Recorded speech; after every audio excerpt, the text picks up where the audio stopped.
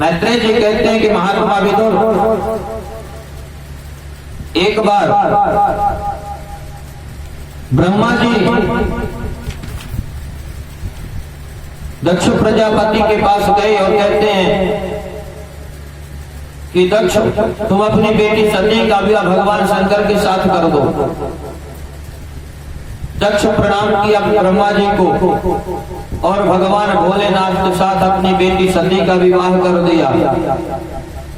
अब इधर दक्ष को ब्रह्मा जी प्रजापति बना दिए। प्रजापति एक पद था। आज जैसे ही दक्ष प्रजापति बना, मन में विचार किया कि स्वागत समारोह करते हैं। सभी देवताओं को बुलवाया। स्वागत समारोह के लिए तारीख नियत की गई। उस तारीख पर समस्त देवताओं को बुलवाया गया,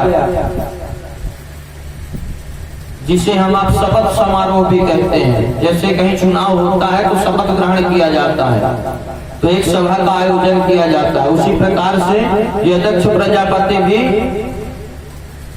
स्वागत समारोह किया। समस्त देवता आए। जब सारे लोग जाकर के बैठ जाते हैं तो बाद में नेताजी जाते हैं विलंब से। इसी तरह सारे देवता पहले जाकर के बैठ गए थे, बाद में दक्ष प्रजापति पहुंचा। आज अभिमान के रंग में रंगा हुआ दक्ष प्रजापति जा रहा है। जैसे दक्ष प्रजापति उस सभा में पहुंचा, जाकर के अपने सिंहासन पर बैठा तो सबसे पहले क्या देखता है कि कौन मेरे स्वागत में खड़ा हुआ, कौन बैठा है। तो सबसे पहले नजर पड़ी ब्रह्मा जी के पास। ब्रह्मा जी को देखता है। कहते हैं प्रजापति मन में विचार करता कि ये तो हमारे पिताजी हैं। मन ही मन प्रणाम किया कि यदि पुत्र कहीं जा रहा हो, पुत्र कहीं बैठा हुआ तो पिता उसका सम्मान न करे, चलता है। फिर भगवान विष्णु के ऊपर नजर पड़ी तो प्रजापति मन ही मन प्रणाम किया कि ये तो हमारे दादाजी हैं, हमारे पिताजी के भी पिता हैं। उन्हें भी मन ही मन प्रणाम किया। फिर नजर पड़ी भगवान भोलेनाथ के ऊपर। जैसे भगवान भोलेनाथ के पर नजर पड़ी तो प्रजापति के मन में अभिमान जाग गया। प्रजापति कहता है कि ये तो मेरा दामाद है, ये क्यों नहीं खड़ा हुआ। आज भगवान शंकर का अपमान करने लगा प्रजापति कि यदि सभ्य लोगों के पास बैठता तो सभ्यता आती, असभ्य लोगों के पास बैठता है, भूत प्रेतों के साथ बैठता है तो सभ्यता आएगी कहां से। इस तरह से आज भगवान भोलेनाथ का अपमान करने लगा। जैसे ही कहता कि ये निर्लज्ज शंकर, इसका स्वभाव, इसका भेष ही अमंगल है, तो इसमें बुद्धि कहां से आएगी सुंदर। इसी तरह आज दक्ष प्रजापति अभिमान के रंग में भगवान रंगा हुआ भगवान भोलेनाथ को देखता था। आज भगवान भोलेनाथ के ऊपर उसे केवल दोष ही दोष नजर आ रहे थे। जैसे इस प्रकार बोल रहा था, एक महात्मा जी खड़े हुए और कहते हैं कि जब तुम्हें भगवान शंकर के ऊपर इतने दोष दिखाई दे रहे थे तो फिर अपनी बेटी का विवाह क्यों किया। दक्ष प्रजापति कहता कि मैं अपनी बेटी मृगलोचनी का विवाह गृहीत्वा मृग सावक्ष पाणि मर्कट लोचना, इस बंदर जैसी आंख वालों के साथ अपनी मृगलोचनी कन्या का विवाह थोड़ी करता। वो तो मेरे पिता ब्रह्मा का आदेश था, मैंने उनके आदेश का पालन किया। महात्मा जी कहते हैं जब आदेश का पालन करें तो फिर अब क्यों बोल रहे हो, अब तो विवाह कर लिए ना। तो कहता है कि वो तो मैं विवाह कर दिया था, लेकिन ये थोड़ी कि मेरा ही अपमान करे, जहां मैं जाऊं वहां मेरा अपमान करे, इसके लिए विवाह थोड़ी ना किया था। इस तरह से आज भगवान भोलेनाथ को दक्ष प्रजापति खरी खोटी बातें सुना रहा था। अब नंदी से रहा नहीं गया। नंदी अपने आसन से खड़े हुए। जैसे ही नंदी खड़े हुए भगवान भोलेनाथ कहते हैं नंदी चुपचाप बैठ जाओ। नंदी कहते हैं कि प्रभु हरिहर निंदा सुनाई जुकाना हो पाप को घात समाना। प्रभु अपने स्वामी की जो निंदा सुनता है उसे गौघात के समान, गौ हत्या के समान पाप लगता है। प्रभु मैं आपकी निंदा नहीं सुन सकता। भगवान भोलेनाथ कहते हैं नंदी ससुराल में गाली सबको खाना पड़ता है, कोई विवाह में खाता है, कोई विवाह के बाद खाता है, गाली सबको खाना पड़ता है। हम विवाह के समय गाली खाए नहीं, इसलिए विवाह के बाद खा रहे हैं। कोई बात नहीं, नंदी चुपचाप बैठ जा लो। आज दक्ष प्रजापति अभिमान के रंग में, आज अहंकार के रंग में रंगा हुआ दक्ष प्रजापति भगवान भोलेनाथ को श्राप दे दिया कि जा मैं तुझे श्राप देता हूं कि आज के बाद तुझे यज्ञ में भाग नहीं दिया जाएगा। जैसे ही दक्ष प्रजापति श्राप दिया, अब नंदी से रहा नहीं गया। नंदी तुरंत खड़े हुए और कहते हैं कि हे प्रजापति, तुझे पद क्या मिल गया? तू इतना अभिमानी हो गया कि आज तू भगवान शंकर का अपमान कर रहा है, जिसका नाम ही शिव है। शिव का अर्थ होता है कल्याण। जिसके मुख से 2 अक्षर शिव नाम निकल जाए उसका कल्याण हो जाता है। तूने आज उन्हें श्राप दिया, जब मैं भी तुझे श्राप दे रहा हूं कि जब से मैं देख रहा हूं तू बग बग बग बग कर रहा है, जा तुझे बकरे का सिर लग जाएगा। यज्ञाचार्य भृगु जी खड़े थे, वहीं पर भृगु जी खड़े हुए, क्यों भाई नंदी, तुम ससुर और दामाद के मैटर में बीच में क्यों बोल रहे हो? भृगु भी श्राप दे दिए कि जा मैं भी श्राप देता हूं कि शिव के सारे गण पाखंडी हो जाएंगे। इधर फिर से नंदी खड़े हुए कहते कि ब्राह्मण, तू क्यों बीच में पड़ रहा? भाई यजमान है, उनके ससुर है, उनके दामाद है, मैं उनका सेवक हूँ, तुम तो पुरोहित हो, तुम क्यों बीच में पड़ रहे हो? मैं भी तुम्हें श्राप दे रहा हूँ कि जाओ ब्राह्मण भिखमंगे हो जाएंगे। भगवान भोलेनाथ मन में विचार करते हैं कि ये स्वागत समारोह चल रहा है यहाँ पर कि श्राप समारोह चल रहा है। भगवान भोलेनाथ मन में विचार की कि भाई जब तक हम यहाँ रहेंगे तो ये सारी बातें होती रहेंगी, हम ही यहाँ छूट के चले जाए तो सारी बात बंद हो जाएगी। आज भगवान भोलेनाथ वहां से उठे और उठ करके अपने कैलाश की ओर चल दिए। भगवान भोलेनाथ के साथ सारे गण चल दिए। आज भगवान भोलेनाथ और दक्ष प्रजापति के प्रेम में, प्रेम रूपी धागे में एक गांठ पड़ गई। कहते रही मन धागा प्रेम का, मत तोड़ो चटकायो, टूटे से फिर ना जुड़े, जुड़े गांठ पड़ जाए।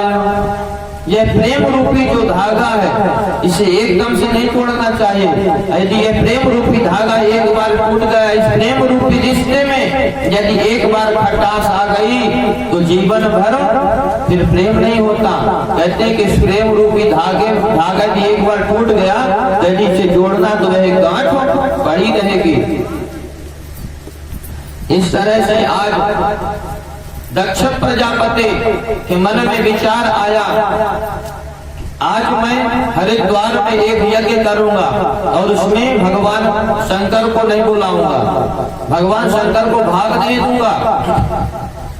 आज दक्ष प्रजापति हरिद्वार के कनखल में एक यज्ञ का आयोजन किया, समस्त देवताओं को बुलवाया। उस यज्ञ में समस्त देवताओं का चिट्ठी भेजा।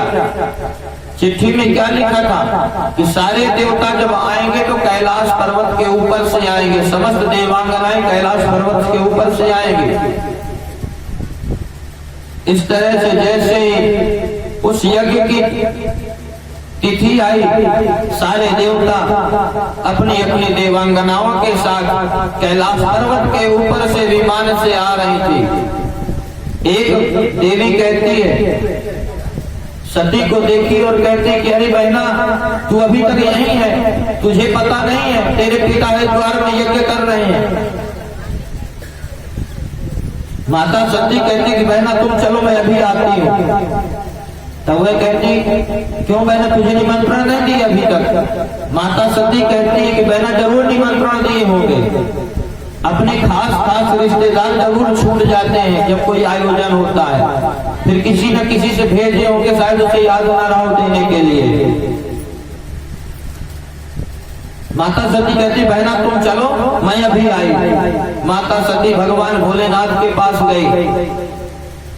माता सती क्या कहती भगवान भोलेनाथ से कि प्रभु प्रजापते ससुरस्य सांप्रतम निर्यापितो यज्ञमहोत्सवः किल वयं जगत्रा विश्राम भावते यद्यर्पितामि विबुधा वजन्ति प्रजापते ससुरस्य सांप्रतम।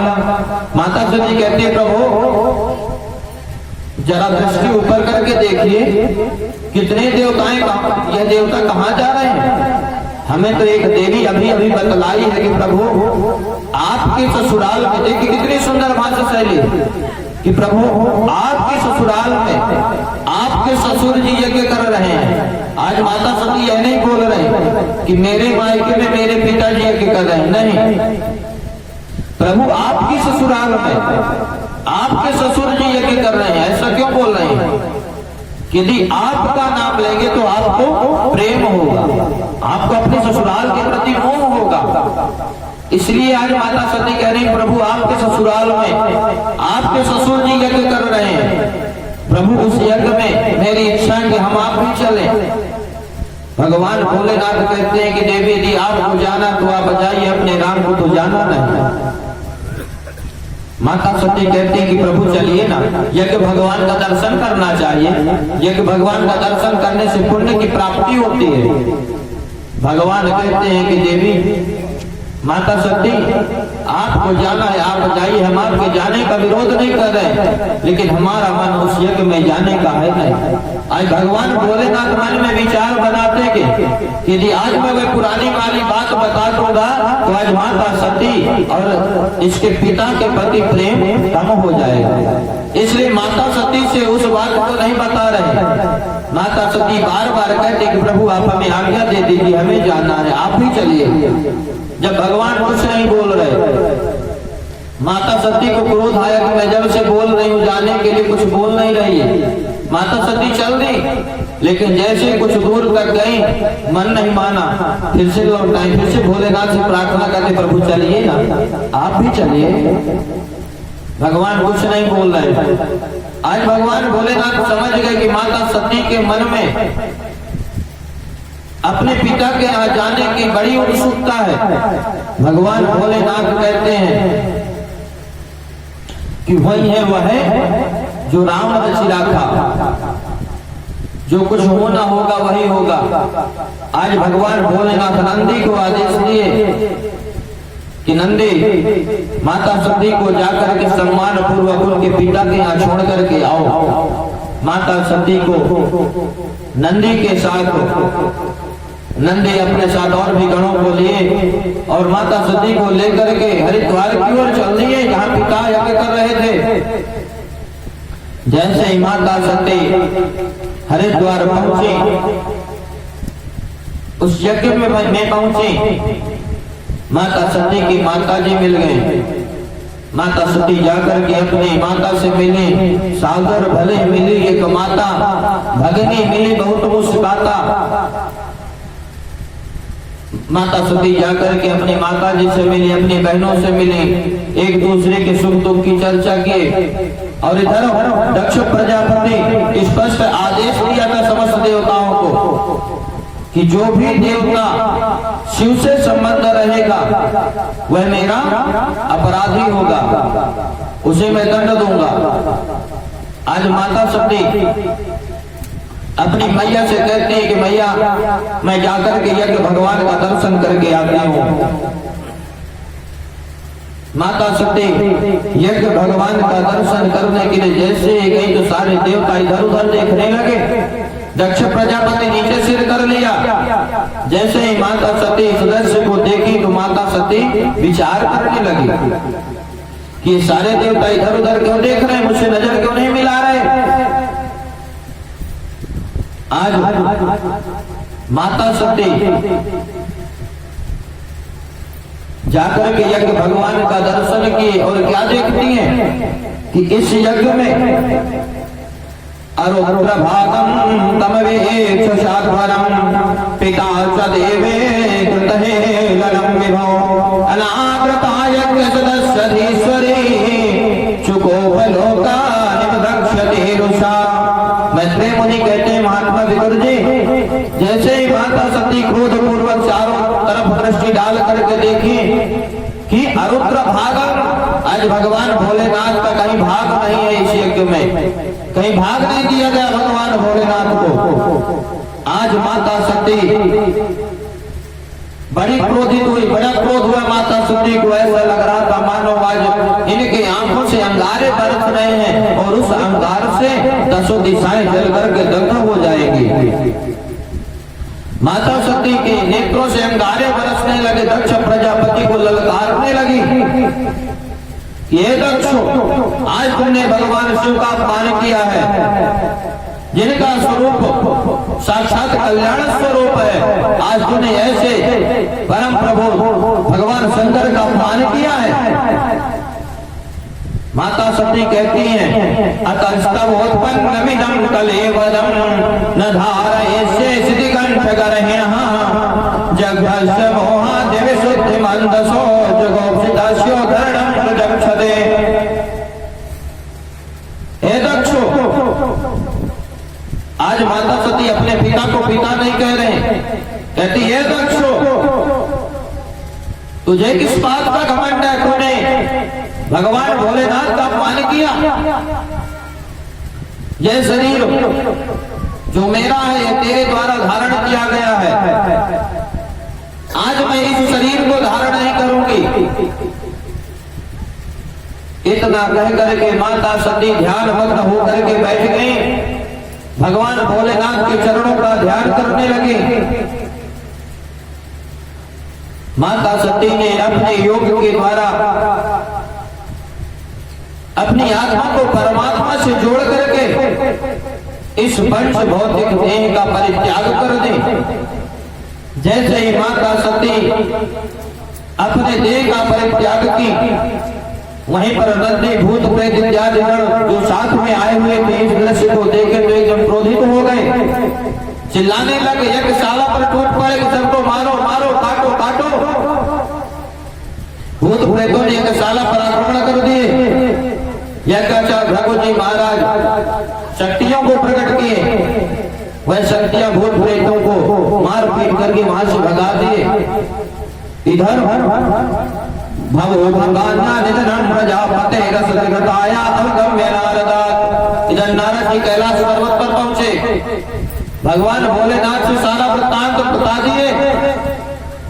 भगवान भोलेनाथ जैसे इस वृत्तांत को सुने कि माता सती अपना शरीर त्याग दिए यज्ञशाला में, भगवान भोलेनाथ बहुत क्रोधित हुए और कहते कि यदि आज तक दक्ष बच रहा था तो केवल सती के नाते बच रहा था, क्योंकि सती के पिता है दक्ष प्रजापति, इसलिए बच रहा था। आज जब सती ही नहीं रही तो पिता किस बात का, ससुर जी किस बात के। भगवान भोलेनाथ अपनी जटा से एक बाल उखाड़े और जमीन पर पटक दिए। जैसे ही भगवान भोलेनाथ उस जटा को जमीन पर पटके एक बड़ा विकराल महापुरुष प्रकट हो गया। कराल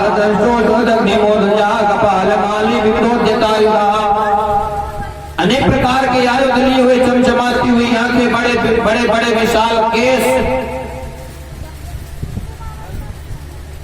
काला काला वह पुरुष खड़ा हो गया हाथ जोड़ करके।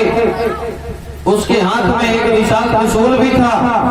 वह वीर पुरुष हाथ जोड़ करके कहता कि प्रभु आपने मुझे क्यों बुलाया, आदेश दीजिए, क्या आज्ञा है। भगवान भोलेनाथ कहते हैं, भो वीर ते भद्रम, हे वीर तेरा कल्याण हो, भद्रमणि कल्याण हो,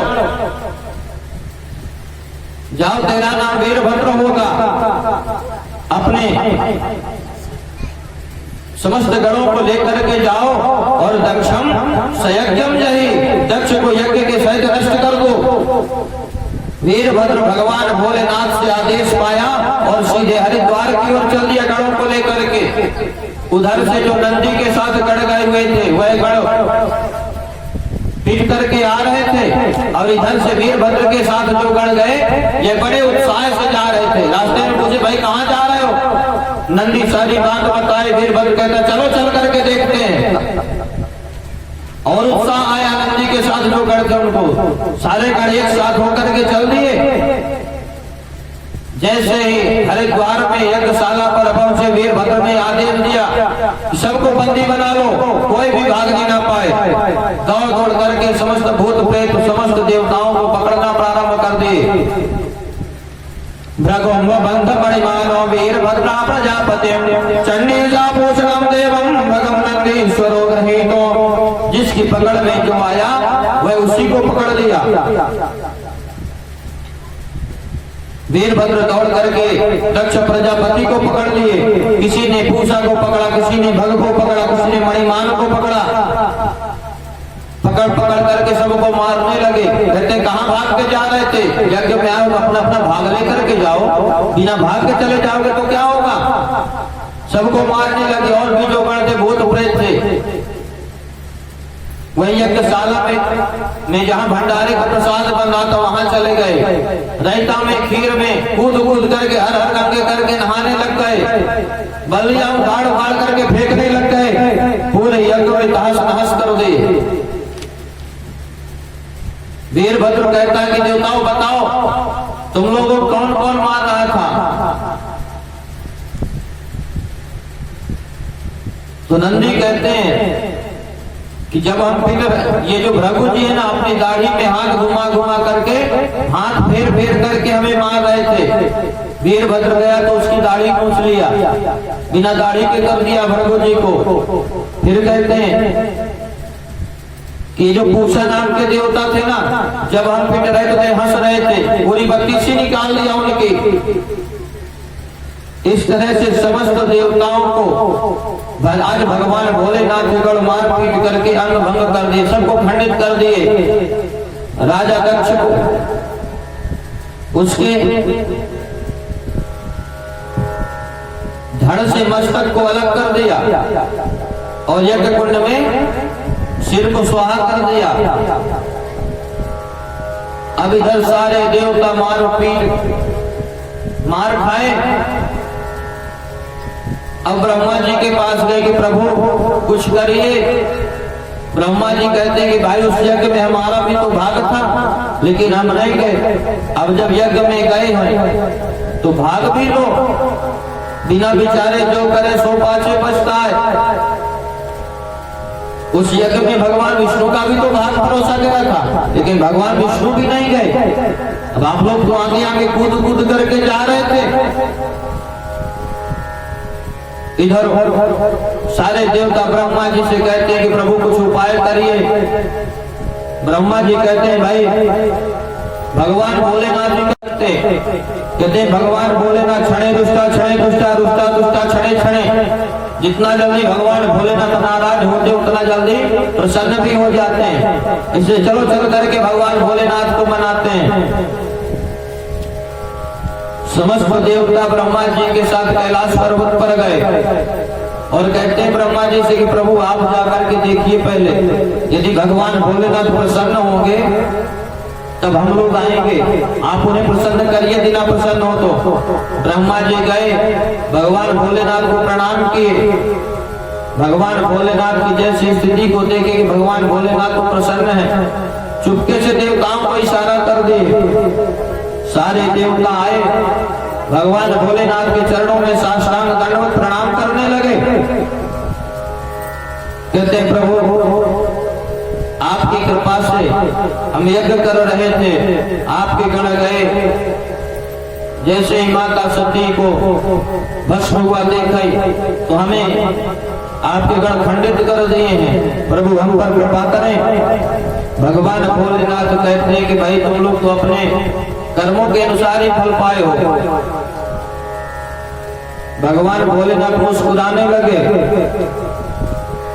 कहते बताओ किसको क्या चाहिए? भृगु जी महाराज खड़े थे सामने। भृगु जी महाराज गए। भृगु जी महाराज कहते महाराज हमारी दाढ़ी चली गई, यदि दाढ़ी मिल जाती है तो हमें थोड़ा सा अच्छा लगता है। भगवान भोलेनाथ कहते हैं कि आपको पूरी दाढ़ी नहीं मिलेगी लेकिन थोड़ी सी मिल जाएगी। रघु जी हंसने लगे, कहते महाराज उतने में काम चल जाएगा। थोड़ी सी दाढ़ी दे दी भगवान भोलेनाथ। पूषा नाम के देवता बढ़े, कहते महाराज हमारे मुंह में दांत भी नहीं, भोजन कैसे करेंगे? भगवान भोलेनाथ कहते हैं कि दांत नहीं तो वेदांत ही रहो, सतुआ घोर घोर करके पियो। भगनाम के देवता पहुंचे, प्रभु हमारे तो दोनों आंखें फूट गई हैं। भगवान भोलेनाथ कहते हैं कि आंखों से भगवान का दर्शन तो करते नहीं हो, ठीक फूट गई है। रास्ते में चलना दूसरे की आंखों से देख करके चलो। इस तरह से भगवान भोलेनाथ समस्त खंडित देवताओं को ठीक किए। समस्त देवता भृगु जी के सहित भगवान भोलेनाथ से प्रार्थना करते हैं, प्रभु चल करके यज्ञ को संपन्न करिए। भगवान भोलेनाथ हरिद्वार में गए, यज्ञशाला पर पहुंचे। भगवान भोलेनाथ कहते भाई यजमान कहाँ? यजमान को लाओ। तब भृगु जी कहते कि महाराज यजमान की तो पूर्णाहुति हो गई है, धड़िए पड़ा सिर पहले हवन कुंड में स्वाहा हो गया है। भगवान भोलेनाथ नंदी को आदेश दिए कि नंदी जाओ, जाकर के तुम्हें जो भी पहले मिल जाओ उसका मस्तक काट करके लाओ, दक्ष के जोड़ो। नंदी गए, रास्ते में सबसे पहले बकरा मिल गया। बकरे का सिर लाकर के दक्ष के धड़ में जोड़े। दक्ष प्रजापति पुनर्जीवित हुआ। आज बकरे के सिर से भगवान भोलेनाथ की महिमा गाता बम बम करके कि भूयान अनुग्रहो भवता कृतो में दंडस्वयामि भृतो यदपि प्रलब्धा न ब्रह्म बंधुश्चवाम भगवन् नवज्ञा तोभ्यं हरेश कुतैव ततप्रदेशो भूयान अनुग्रहो भवता कृतो में। हे प्रभु आप मुझे दंड दे करके मुझ पर बड़ा भारी अनुग्रह किया है। प्रभु मैं बहुत उद्दंड हो गया था, मेरे मन में अभिमान जाग गया था। आज आपकी कृपा से मेरा अभिमान दूर हो गया है। प्रभु मुझसे जो भी अपराध हुआ हो, प्रभु मेरे अपराध को क्षमा करें। मैं आपके चरणों में बारंबार प्रणाम करता हूँ। प्रभु आपकी महिमा को मैं जान नहीं सका। इस तरह से आज दक्ष प्रजापति भगवान भोलेनाथ की बम बम बम बम करके स्तुति करता है। भगवान भोलेनाथ प्रसन्न हो गए, इसीलिए भगवान के सामने बम बम बोला जाता है। भगवान भोलेनाथ बम बम करने से बहुत जल्दी प्रसन्न हो जाते हैं। जैसे ही भगवान भोलेनाथ इस तरह से प्रसन्न हुए, सबके बीच में लक्ष्मी नारायण भगवान प्रकट हो गए। आज अंत में समस्त ब्राह्मणों ने मिलकर के भगवान की स्तुति गाए कि हे यज्ञ भगवान, आप यहाँ पर हमें आकर के दर्शन दिए, हमारा जीवन धन्य हो गया। प्रभु हम आपके दर्शन से कृतार्थ हुए। इस तरह से भगवान भोलेनाथ दक्ष को पुनर्जीवित किए। आज यही माता सती पुनः हिमालय की पुत्री पार्वती के रूप में जन्म लिए और घोर तपस्या की भगवान शंकर को पति रूप में प्राप्त करने के लिए माता पार्वती अपनी तपस्या से भगवान भोलेनाथ को प्रसन्न किए और वरदान में मांगे कि प्रभु आप मुझे पति रूप में प्राप्त हो। भगवान भोलेनाथ आशीर्वाद दे दिए। पुनः भगवान भोलेनाथ का विवाह माता पार्वती के साथ संपन्न हुआ। इस तरह से मैत्रेय मुनि महात्मा विदुर जी से बतलाते हैं कि विदुर जी इस तरह से माता सती दक्ष के यज्ञ में जाकर के अपना शरीर भस्म कर दी थी। आज भोलेनाथ की बड़ी सुंदर महिमा का गान के बोले शंकर भगवान की